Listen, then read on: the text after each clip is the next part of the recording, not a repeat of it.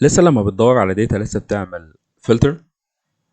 طب ايه رأيك لو عندك سيرش بار زي بتاع جوجل او زي بتاع اي ابلكيشن تقدر تكتب فيه اللي انت بتدور عليه، مش لازم تكتب كل كلمة، تكتب اول حرفين او ثلاثة ويظهر لك السيرش اللي انت عايزه من داتا سيت كبيرة. دلوقتي احنا شغالين على داتا سيت فيها 30 رو، 30 انفورميشن. يلا بينا نعمل مع بعض السيرش بوكس.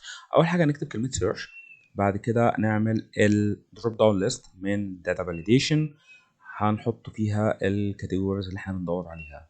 اول حاجه هنبدا بالبرودكت، تاني حاجه هتبقى بالكاتيجوري. عملنا الدروب داون ليست جاهزه معانا، نعمل بعد كده سيرش بوكس كبير شويه ونحدده، وكمان ننقل العناوين بحيث تظهر تحتها الانفورميشن اللي احنا هنعمل عليها سيرش. بنحدد بس السيرش بوكس نديله لون كده بحيث ان هو يبقى واضح. نكتب بقى ال equation اللي احنا بنشتغل عليها. اول حاجه هتبقى if equation. هنكتب فيها لو ال F1 بتاع دروب داون ليست بيساوي product ان هي تبقى if condition. هنحط الفلتر، هنعمل فلتر لكل الداتا سيت اللي موجوده عندنا، نختارها من الاول للاخر. بعد كده نختار equation s number بحيث ندور على اي ارقام موجوده في الجدول.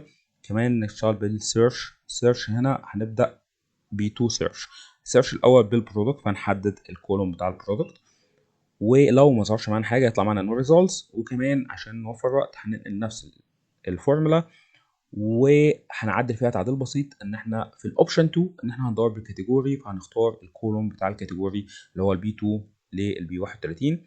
نقفل هنا البراكت وكده خلصنا الفورمولا بتاعتنا. كده ظهر عندنا كل الداتا سيت اللي موجوده في الجدول.